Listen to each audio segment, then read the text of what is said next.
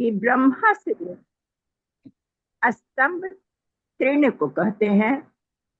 वो खड़ जिसको कहा जाता है, एक तिनका जिसे कहा जा सकता है। तो ब्रह्मा से लेकर एक तृण तक जितनी उपाधियां हैं, जितने नामकरण दिए गए हैं, सभी मिथ्या संसार में जो भी कुछ है।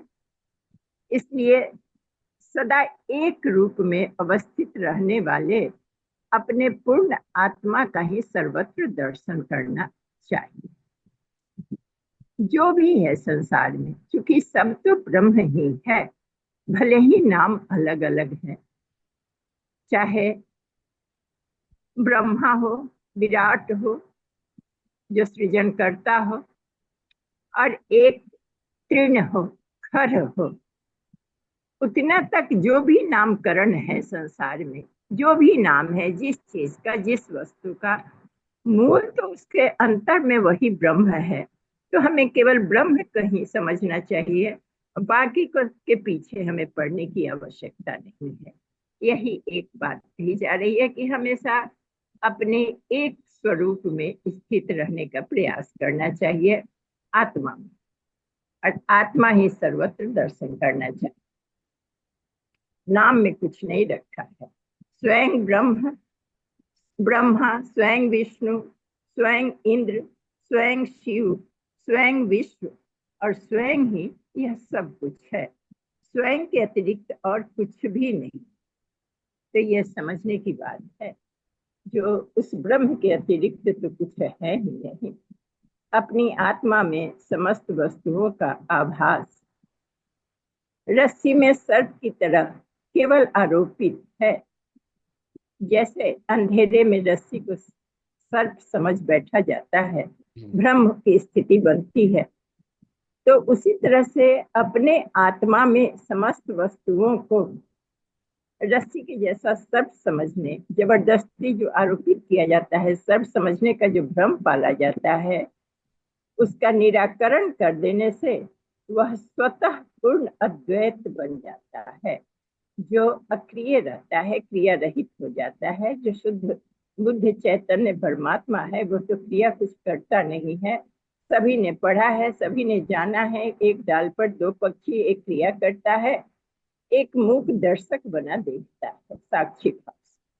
तो यहाँ वही है, जो उस तरह अगर सबको भ्रम समझकर, रस्सी में जैसे सर्प का भ्रम हो जाता है, केवल वैसा ही समझकर बाकी सबको भ्रम समझ जाए तो अद्वैत और अक्रिय, क्रिया रहित जो पर ब्रह्म है, उसकी स्थिति में पहुंचा जा सकता है।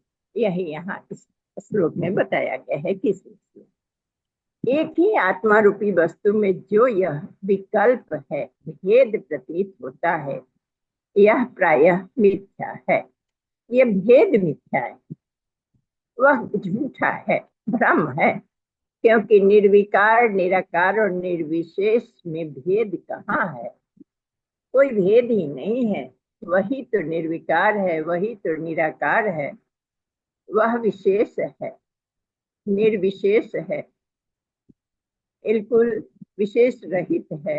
वह चैतन्य है, दृष्टा है, दर्शन और दृश्य दोनों वही, दोनों दोनों के भाव से वह शून्य। वो तो निर्विकल्प है, निराकार है, जो निरामय है। निरामय का अर्थ बहुत सुंदर दिया गया है। निरामय निर्दोष को कहते हैं। तो निरामय है तथा प्रलय काल में सागर की तरफ परिपूर्ण है। प्रलय कालीन सागर चारों तरफ जल ही जल दिखाई देता है, कहीं जल से खाली नहीं रहता है। तो उसी तरह से प्रलय काल के सागर के जैसा यह निरामय और सर्वव्याप्त है। जिस प्रकार अंधकार प्रकाश में विलीन हो जाता है, और उसी प्रकार अद्वितीय परम तत्व में भ्रांति का कारण भी विलुप्त अगर हो जाए, तो यह आत्मा अवयव रहित हो जाता है। अस्तु इसमें भेद नहीं कहाँ है? कितने अच्छे अच्छे सुंदर सुंदर उदाहरण देकर यहाँ दिए गए हैं। कि एक दीपक जला दे, घोर अंधेरा है, तो वहां अंधकार समाप्त हो जाएगा। जैसे ही सूर्योदय काल होता है, गहन रात्रि हो, अंधेरा हो, प्रकाश होते ही वो अंधकार कहाँ चला जाता है, सभी महसूस करते हैं। उसी प्रकार से यह अद्वितीय परम तत्व जो है, भ्रांति का कारण अगर विलुप्त हो जाता है, जो जो भ्रांतियां हैं उसको अगर समाप्त कर दिया जाता है, तो वह आत्मा का कोई और अंग प्रत्यंग नहीं रह जाता है, उसका कोई अवयव नहीं रह जाता है, केवल वही रह जाता है, क्योंकि उसमें कोई भेद है ही नहीं। यही कहने का अर्थ है 24वें श्लोक में। 25वें में कहा जा रहा है कि एकात्मक परम तत्व में भेद करता किस प्रकार रह सकता है। यहाँ कहने का अर्थ है कि जहाँ परम तत्व केवल एक है, एक आत्मा ही है, तो इसमें कहाँ से भेद आएगा। कितना अच्छे ढंग से हम लोग जैसे बुद्धि में यह बात प्रवेश कराने का प्रयास किया जा रहा है इस उपनिषद के माध्यम से।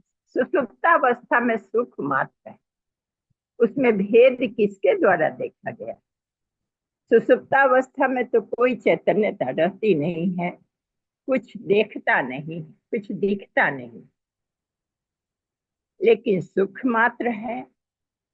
सुख तो है, सुषुप्तावस्था में शांति है। तो जागृत, स्वप्न, सुषुप्ता और सुसुप्ति अवस्था, और एक और है तुरीय अवस्था। तुरीय अवस्था। जी। तो सुसुप्ता अवस्था से ही सुख और शांति महसूस होने लगता है, लेकिन चूंकि उसमें कुछ भेद नहीं रह जाता, कुछ रहता ही नहीं है, उस परम के अतिरिक्त जागृत अवस्था में होता ही नहीं है जो उसे देखा जाए, केवल वही है। तो इस विकल्प, इस भेद का मूल कारण क्या है? चित्त है। चित्त ही के कारण तो ये सारे खेल खेलने पड़ते हैं जो हम पूर्व से लेकर आए रहते हैं, जिसको इस विकल्प का मूल कारण यही है, यही हमें नाच नचाता है। यदि चित्त न हो तो इसका कोई विकल्प नहीं। अतः प्रत्यग रूप से परमात्मा में अपने चित्त को समाधिस्थ कर दो, यह तरीका सिखाया जाता है।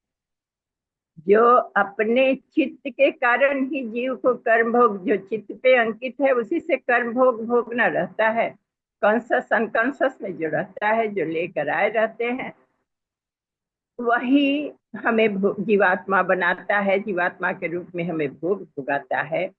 तो उस स्थिति को कहा जा रहा है कि चित्त को समाधिस्थ ही अगर कर दिया जाए, समाहित कर दिया जाए उस परम में, तो फिर उस प्रत्यग परमात्मा में तो फिर कुछ शेष नहीं रह जाता है, विकल्प नहीं रह जाता है। अखंड आनंद रूप आत्मा को अपना वास्तविक स्वरूप जानकर सदा इस आत्मा में ही बाहर और अंदर आनंद रस का आस्वादन करो, ऐसा ऋषि साधकों को निर्देश दे रहे हैं।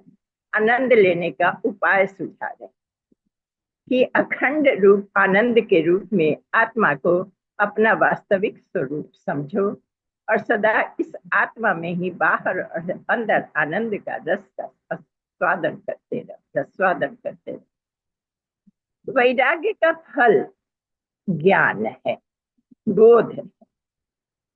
वैराग्य का प्रतिफल क्या होता है? जब वैराग्य होगा तो आत्मबोध होने लगेगा, मैं कौन। ज्ञान का फल उपरति है।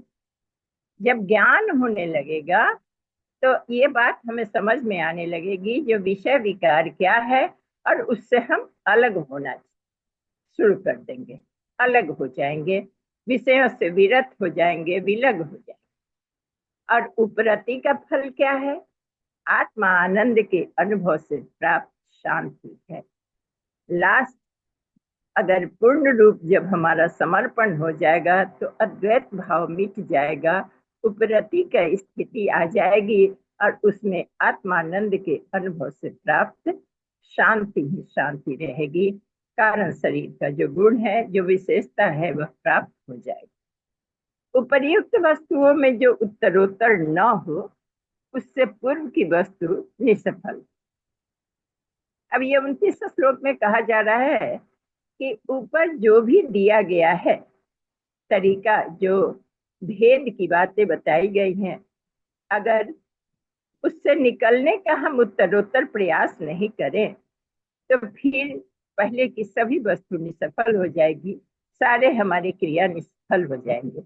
विषयों से निवृत्ति ही परम तृप्ति, इसलिए हमें निरंतर उससे निकलने का, विषयों से विरक्त होने का अभ्यास करना चाहिए, क्योंकि उसके बाद ही उससे जब निवृत्ति हो जाएगी तभी परम तृप्ति की प्राप्ति होगी, आत्मा का आनंद स्वयं ही अनुभव। तो हमें बहुत ज्यादा आनंद आने लगेगा, फिर हमारे सारे दुख क्लेश मिट जाए। ये दुख का कारण तो जीवात्मा है, चित्त है, और जब उसकी समाप्ति हो जाएगी, निवृत्ति हो जाएगी, तो फिर कुछ नहीं रह जाएगा।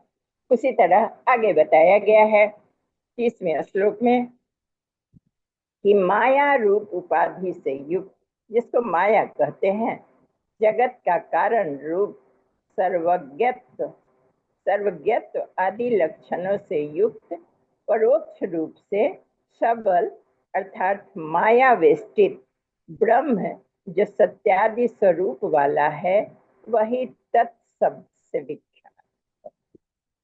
अब तत्व के विषय में हम लोगों ने पहले भी पढ़ा है, त्वम और तत्व शब्द किसके लिए प्रयोग करता है।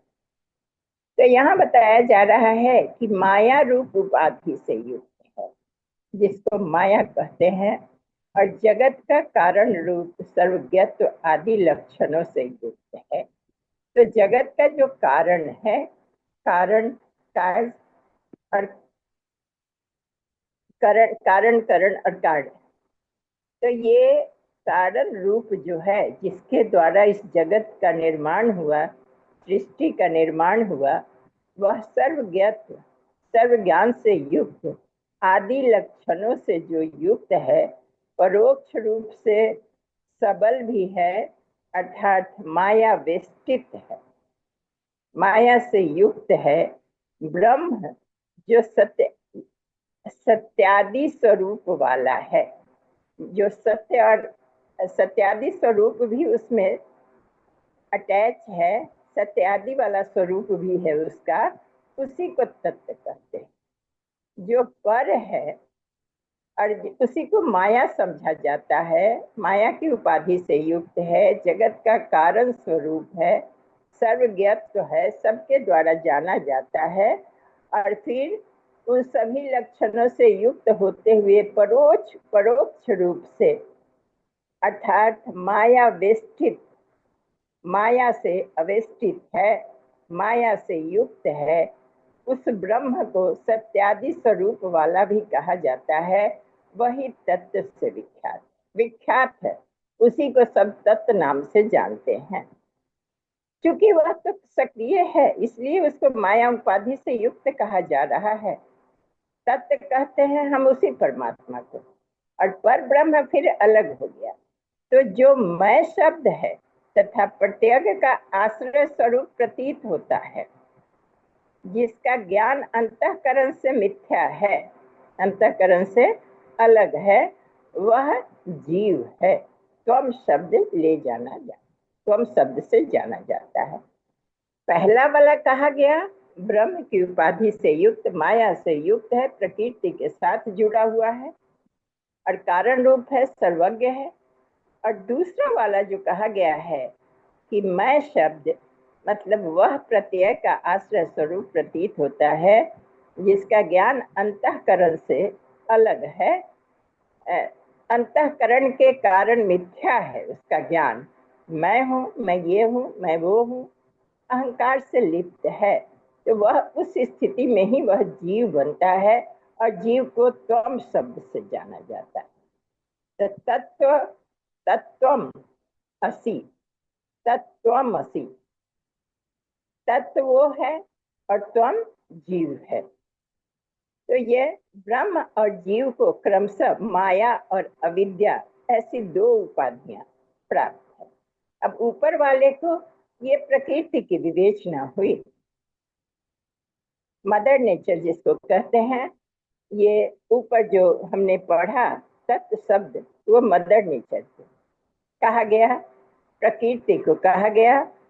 तो यहाँ 32वें श्लोक में कहा जा रहा है कि ब्रह्म और जीव की क्रमशः माया और अविद्या के रूप में यह दो ऐसी उपाधियां हैं, माया और अविद्या।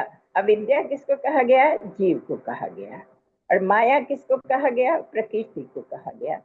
तो जिसका परित्याग करने से अखंड सच्चिदानंद पर ब्रह्म ही भाषित होता है, दिखाई पड़ता है। तो अंत इन दोनों को जब त्याग दिया जाता है, प्रकृति और जीव, तब सच्चिदानंद पर ब्रह्म दिखाई देने लगता है। 33 में बताया गया है कि इस प्रकार तत्वमसि, तत्वमसि आदि जो महावाक्य कहे गए हैं, जीव और ब्रह्म के एकत्व वाले स्वरूप को कहा गया है। अर्थ है और अनुसंधान करना श्रवण है। अब यहाँ कहा जा रहा है कि तत्वमसि आदि महावाक्य द्वारा जीव और ब्रह्म के एकत्व का, जो दोनों एक हो जा रहा है, उसके अर्थ में और उसके रिसर्च में अनुसंधान करना जो है सो श्रवण है, श्रुति है। और जो कुछ सुना गया है, जो श्रुति हुआ है, उसके अर्थ पर युक्ति पूर्वक विचार विमर्श करना, अनुसंधान करना मनन है। अब मनन अश्रवण, हमने सुना, एक बात हुआ, जो भी सुना, जीव और ब्रह्म के एकात्मकता की बात सुनी, अथवा जो कुछ भी सुना गया, अनुसंधान करना श्रवण हो गया। और जो कुछ सुना गया उसके अर्थ पर युक्ति पूर्वक विचार किया गया, उसको मनन कहा गया। अनुसंधान, उसका अनुसंधान करना मनन हो गया। सुनना एक बात और मनन करना, चिंतन करना, मन पर उसका चिंतन होते रहना चाहिए, वो रिसर्च हो गया, वो अनुसंधान हो गया। दो तरह के अनुसंधान बताए गए हैं, अर्थ और अनुसंधान। अर्थ बताया गया श्रवण को और अनुसंधान बताया गया मनन को। जैसे आप सब सुन रहे हैं और इस पर मनन करेंगे अपने ढंग से, तो वह रिसर्च कहा जाएगा और अर्थ कहा जाएगा जो सुना जा रहा है। तो श्रवण और मनन द्वारा संदेह रहित हुए अर्थ में चित्त को स्थापित करके एकतानत्व प्राप्त करना, यह निधि ध्यासन है। अब देखिए, श्रवण को, अर्थ को यहाँ हम लोगों ने सुना, अब उस पर जो मनन करेंगे तो प्रैक्टिकल कहते हैं बाबूजी हमेशा, तो प्रैक्टिकल करेंगे तो अनुसंधान होगा, खोज होगा, उसमें से बहुत सी बातें निकल कर आएगी। और अब निधिध्यासन क्या हो जाएगा?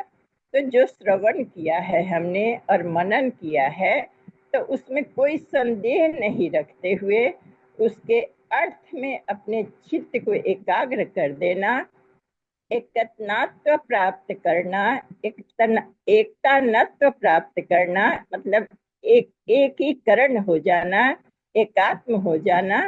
ये सारी क्रियाएं जो है सुनिधि ध्यासन है। तो इसमें तीन बातें आई निकलकर, एक तो अर्थ चिंतन, श्रवण, एक तो पहला श्रवण हो गया, दूसरा मनन हो गया और तीसरा निधि ध्यासन हो गया। तो निधि ध्यासन जो हमने सुना, उस पर मनन किया, उस पर कोई संदेह नहीं होना चाहिए और फिर उसके अर्थ को चित्त में अपने स्थापित कर लेना चाहिए, जो अर्थ निकल कर आता है, और फिर उसके साथ एकतानत्व प्राप्त कर लेना चाहिए, एक हो जाना चाहिए। तो उस स्थिति में उसको निधिध्यासन कहते हैं। जैसे नोट में दिया गया है कि ध्वनि का ऊंचा नीचा, पैना या भारी होना उसके दोलन पर निर्भर करता है, फ्रीक्वेंसी पर निर्भर करता है। अगर आवाज आ रही है तो कभी ऊंची आवाज आई, फिर नीची आवाज आती है, पैनी है या भारी है, हल्की है या भारी है, यह किस पर निर्भर करता है? दोलन के फ्रीक्वेंसी पर निर्भर करता है, कितने तेजी से हमने उसको फेंका है अथवा वह चल रहा है। दोलन अपनी क्रिया कर रहा है, वो किस पर निर्भर करता है? फ्रीक्वेंसी पर निर्भर करता है। समान दोलन वाले साज जो होंगे जब एक साथ बजेंगे तो उसके स्वर एक दूसरे में घुल मिल जाएंगे। इसे ध्वनि दोलन का सुसंयोग रेजिनेंस कहते हैं, रेजिनेंस ऑफ फ्रीक्वेंसी कहते हैं। तो इसको इस तरह से अगर हम समझने का प्रयास करें तो ये फिर उस श्रवण को, फिर उस मनन को और उस निधिध्यासन को समझ सकते हैं। उसी के लिए यह नोट दिया गया है। फिर एक बार सुने। ध्वनि का ऊंचा नीचा जैसे पैना या भारी होना, ये दोलन के फ्रीक्वेंसी पर निर्भर करता है।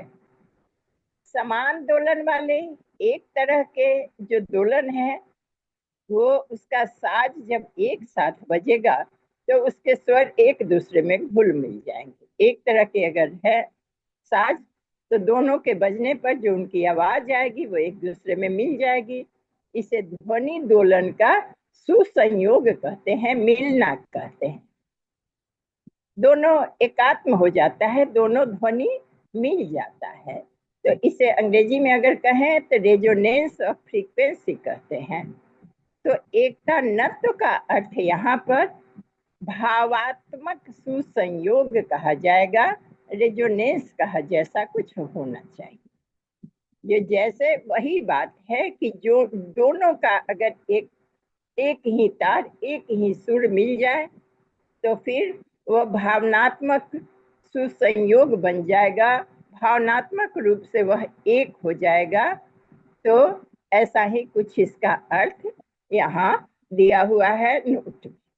तो भावनात्मक सुसंयोग, रेजिनेंस जिसको कहा जा सकता है। तो इसके बाद वाले में 35वें श्लोक में दिया गया कि इसके पश्चात ध्याता और ध्यान का परित्याग करके ध्येय में ही चित्त को स्थापित कर दे। ध्याता जो ध्यान कर रहा है, और ध्यान मैंने ध्यान जो स्थिति बनती है ध्यान करने की, और लक्ष्य क्या है, ध्येय क्या है? तो ध्येय में ही जब चित्त स्थापित हो जाएगा तो वायु रहित स्थान में रखे दीपक की तरह जब चित्त निश्चल बन जाएगा तो यही स्थिति समाधि।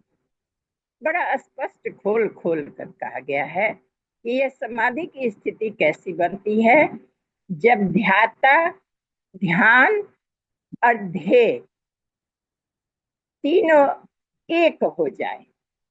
ध्याता और ध्यान का परित्याग कर दे, केवल ध्येय में ही चित्त स्थापित हो जाए, जीव अपने को स्थापित कर ले। जैसे कैसे होगा ये स्थिति, कैसे बनेगी? तो जहाँ वायु रहित स्थान में रखा हुआ दीपक, हवा से क्या होगा, लौ इधर उधर भागता है, अस्थिर नहीं रह सकता है, कभी कभी फैल जाता है, कभी बुझ भी जाता है। लेकिन अगर वायु से हटा दिया जाए, अगर शीशे में दीपक को बंद कर दिया जाए, तब क्या हो जाएगा, वह निश्चल हो जाएगा, उसका लौ सीधे ऊपर की जाएगा। तो उसी तरह से जब चित्त निश्चल बन जाए, स्थिर हो जाए वायु रहित दीपक के लौ की तरह, तो वह समाधि की स्थिति बन जाती। 36वें श्लोक में दिया गया कि समाधि की अवस्था में वृत्तियां केवल आत्मगोचर। जब समाधि की स्थिति आ जाएगी, इतना हमने श्रवण किया, मनन किया, निधिध्यासन किया, फिर जब समाधि की अवस्था आ जाएगी तो वृत्तियां जो है वो केवल आत्मगोचर होती है, इसके कारण वह प्रतीत नहीं। आत्मा में रहती है वृत्तियां, चली जाएगी। नाश तो किसी चीज का होता नहीं है। वृत्तियां, स्वभाव, प्रकृति, तो वो केवल आत्मगोचर होगी, आत्मा में ही दिखेगी। इसके कारण वह प्रतीत नहीं होती, किंतु समाधि में से उठे हुए साधक की उन उन्नत वृत्तियों का स्मरण द्वारा अनुमान लगाया जाता है। जब समाधि में चला जाता है तो आत्मा में वो वृत्तियां उसकी दिखती, और इसके कारण बाहर से प्रतीत नहीं होता। किंतु समाधि में जो उठा हुआ साधक है, समाधि की स्थिति में जो है साधक, उसकी उन्नत वृत्तियों का स्मरण और अनुमान लगाया जाता है, अनुमान किया जाता है। निकृष्ट वृत्तियां तो समाप्त हो ही जाती हैं, वो तो हट ही जाती हैं, क्योंकि वह वृत्तियां समाप्त होने के बाद ही उस तरह का समाधि लग सकता है, निर्विकल्प समाधि। इस अनादि जगत में करोड़ों कर्म एकत्र हो जाते हैं, किंतु समाधि के द्वारा उनका विलय हो जाता है। कितना भी कोई कर्म हो, सारे इकट्ठा हो जाए, समाधि की स्थिति आने पर तो सब आत्मा में विलीन हो जाती है और शुद्ध धर्म की वृद्धि ही होती है। उत्कृष्ट वृत्ति में धर्म रह जाता है। उत्तम कोटि के योग वेता इस समाधि को धर्म मेघ कहते हैं। धर्म की वर्षा वाला स्थिति आ जाती है, क्योंकि वह मेघ के समान ही धर्मा अमृत रूप सहस्त्रों धाराओं की वर्षा करती। तो अब हमें लगता है समय भी देख लेना चाहिए। 38 हो गया है। 40 अगर ले ले दीदी तो जी हमें दीदी, समय दो नहीं ले लेते पता हैं, चलता। 40 तक हो जाएगा। जी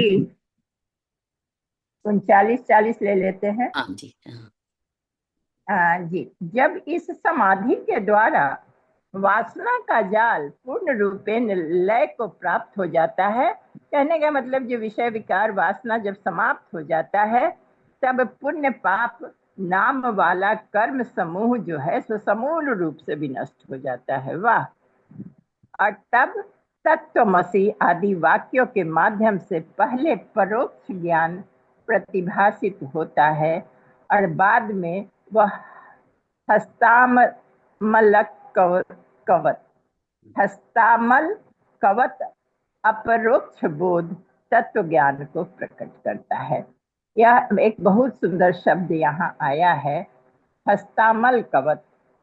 मतलब वो परोक्ष रूप से ज्ञान प्रभासित होता है, और बाद में वही जो ज्ञान है तो हस्तामल कवत के रूप में, मतलब अपरोक्ष बोध के रूप में तत्व ज्ञान को प्रकट कर देता है, मतलब आत्म साक्षात्कार कर देता है, उसके ज्ञान को प्रकट कर देता है। तो 40 हो गया है। जी आज दीदी। यही रखते हैं, जी। अगले दिन फिर वहीं से शुरू करेंगे, एक पीछे से मिलेंगे। जी दीदी, बहुत प्रणाम, सुंदर। धन्यवाद। जी प्रणाम। हाँ जी, प्रयास हुआ, त्रुटियां हुई होगी तो क्षमा चाहेंगे। हुई है त्रुटियां, अभी हमने पूरा समझा नहीं है, इसको हम लोग पढ़ेंगे तो और जानेंगे। नहीं जी दीदी, दीदी। इसमें कोई त्रुटि वाली बात